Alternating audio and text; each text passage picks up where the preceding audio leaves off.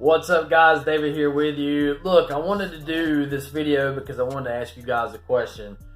I know that a lot of guys get to, be a part of the live Q&A, and some guys miss out. So, right up here in one of the top of these corners, I'm going to have a little card that's going to pop up, and it's going to be a poll that's going to ask you, what time do you prefer for me to do a live Q&A? Now, this is going to start with Friday night, and it's going to be parts of the weekend, okay? Because during the week, I really don't have much time to, do a live Q&A. I like to at least spend an hour or so on doing the Q&As. So, hit the little card up there, and of course, hit the like button, and let me know in the poll what you guys think about these times. All right, guys, David here with you. Hope everybody's having a great week.